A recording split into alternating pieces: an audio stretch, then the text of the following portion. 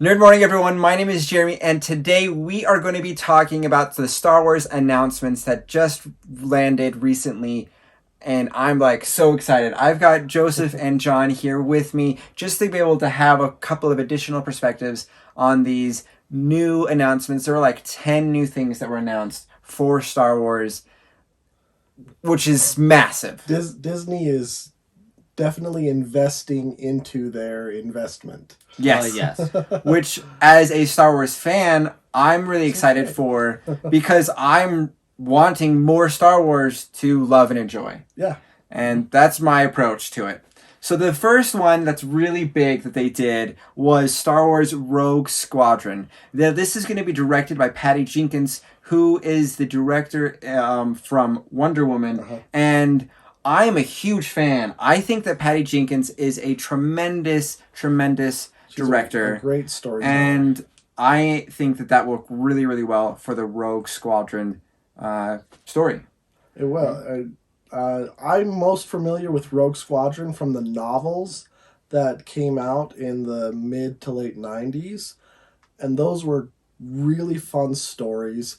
If they even slightly borrow from those tales to kind of craft the ideas of what Rogue Squadron is and what it does and where it came from, that'd be a lot of fun. The novels take Rogue Squadron as basically the survivors of the first Death Star battle, and they build their elite fighter corps out of those survivors. And right. Go from there. That would be cool. So, who knows what they actually will choose to pull from or not. Yeah. But that sounds pretty cool. My most familiar experience with Rogue Squadron has been the old video games, like from the N64, GameCube, etc. There's several Rogue Squadron titles. One that recently had come out that's on like the PlayStation 4, Xbox One, that line of consoles. Yeah, it's the classic Starfighter game for Star Wars. And that kind of implies to me that this is probably going to be a dogfight kind of show. Right, like is this the Top Gun of Star Wars? Oh, there you know. I don't know. I'm excited. I think it'll be interesting. Andor is another one that they had announced. This is going to be, I think they said 12 episodes, a short series that'll probably only be one season, is what I'm what I'm getting from them, and it's a prequel to Rogue One, which is a far beloved movie. So many people love it, and it's going to be focusing on the character Cassian Andor, who was the spy in Rogue One. Yeah, and I have to say it. Rogue One is the best Star Wars movie. Whoa, that's quite the claim. I like it.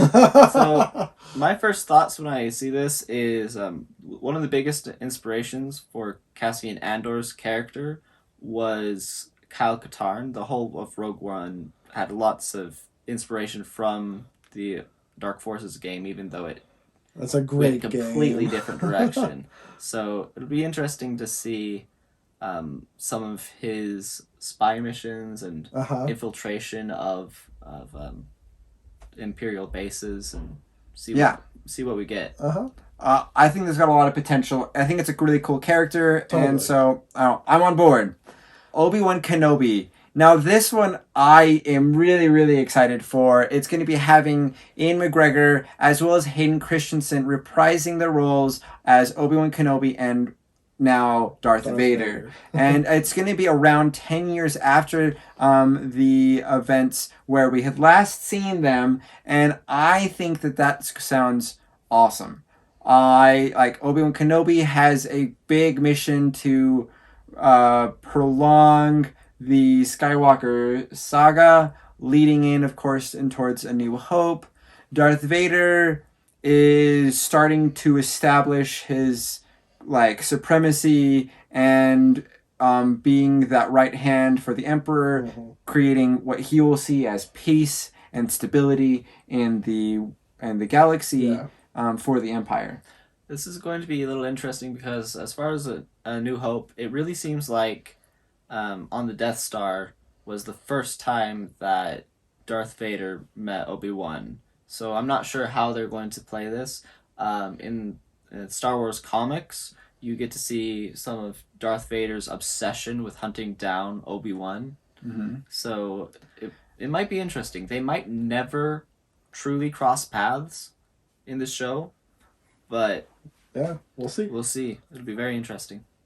With that and the note on the comics, like the comics really get to have opportunities to explore how powerful, how feared, like amazing fighting, all that kind of stuff with him as Darth Vader, and our actual physical representations that we have so far on any screen type of experience is really kind of limited for Darth Vader as Darth Vader. Yeah. And he's this great, feared, powerful being, and I'm ready to see him. See a little more Vader. Yeah, that's probably why the end scene of Rogue One was such a massive thing. You have Darth Vader just being Darth Vader in the hallway. Yeah, that's the best part of that movie. It just is. So cool. Moving, I guess, forward into this, The Mandalorian has been tremendously successful. It has been so much fun. I feel like there's so much that I could talk about with that show alone. Oh, yeah. It looks like that show is going to be continuing we're on season 2. We're going to probably go into season 3 with that as well. And also with that, we've got a spin-off show, The Rangers of the New Republic, and that will be interconnected with it. As well as that, they reintroduced Ahsoka Tano and gave her first live action appearance. Yep. And that is going to be not necessarily, kind of a spin-off, but there's so much history already existing with Ahsoka. Yeah, more Clone Wars continuation. Yeah. In The Mandalorian, when they were introducing Ahsoka, she had her own kind of personal mission to be hunting down Grand Admiral Thrawn, which at the end of Star Wars Rebels, small spoiler warning, the Rebels team is fighting Grand Admiral Thrawn, and Thrawn and Ezra get blind jumped into some random part of space, and it's kind of hinting at Ahsoka and some of the Rebels team looking for Ezra Bridger, and if Thrawn shows back up, there's a good chance that they could still be looking for Ezra, and we don't know how this is all going to play together. No. But it's exciting. Very exciting. For Lando, that's going to be kind of tied in with Solo, a Star Wars story. We don't have confirmation on all the actors or people that are going to be involved with that. It's still pretty new in its development, but that's a really cool character. And he's an intriguing character, always has been, even from the first appearance in Empire Strikes Back. He just seems so he's like cocky suave. He's the refined version of Han Solo. Yes, I like that. That's a good funny description. Because Han Solo, the best description I ever heard of Han Solo was he is a character who put all of his points in charisma, but just can't roll high numbers on it at all. And Lando is totally charming, and he's a scoundrel, of course, but gambler, traitor, smuggler, cheater at gambling. Yeah, all of the things. And so I think that could be really fun. It should be fun. I don't know. I kind of feel like they might have some Casino Royale flavors to it. Ooh. That's just kind of what I imagine. All right, The Acolyte. This one, we again do not have a ton of information on, but I think it looks like it could be really, really cool. It's going to be a female lead. I'm already like, cool. We don't have a ton of female leads in Star Wars, and I'd love to see that, just have that explored. It's going to be, they're calling it a mystery thriller. Always and fun. That's cool. That'll be a different Always type of tone and story structure than most of Star Wars. Yeah. So that, again, is really interesting. And it's going to be in the final days of the High Republic. So a little bit of a different timeline than what we have. Way before, probably, leading into the Sith Wars. Okay. Well, this is going to be interesting. Is the High Republic is kind of in between Old Republic, so this is going to be a kind of in between the KOTOR type stuff and the more modern and Star Wars setting with the movies. So Yeah. And another thing that I just note from the title itself, the acolyte, that word is usually only used in the Sith terms, like a Sith acolyte. So Yes. I have no idea how this Yes. is going to play out. Interesting. So, things to discover. Yeah. Not a lot to know, but I'm find like, out. it's piqued my interest. Star Wars: The Bad Batch. This is going to be an animated series. It was set up in the final season of Clone Wars that was released with Disney Plus, and I thought they were interesting characters. You have them introduced and shown there, and it kind of has like a Suicide Squad flavor, I think, with those characters. So This is going to be particularly interesting because they'll at least start out obeying the orders of the new Empire. But of course, the new Empire's the bad guys, and you don't want your heroes of a show being bad guys. So I don't know how this is going to twist and turn. yeah, that's kind of like why I'm imagining like Right. the Suicide Squad flavor, because you got essentially bad guys. Trying to they're- do good things. Right, they're Yeah. going to be a team, all with special skills. So, kind of getting that feeling from it. And it'll be interesting how they play it out. Yeah. Star Wars Visions. This one, I think, is just interesting in concept. It's going to be 10 different stories that they're kind of combining in this 10-episode envelope. Yep. But there are 10 different Japanese animation creators that are going to be doing this. And so that means, like, I don't know, but It'll be unique and different, each one. that's Yeah, kind of the it's flavor. I'm especially thinking. based Yeah. on the title, Star Wars Visions. It sounds like it's probably going to be 10 unique stories that could be placed anywhere in the Star Wars universe. Right.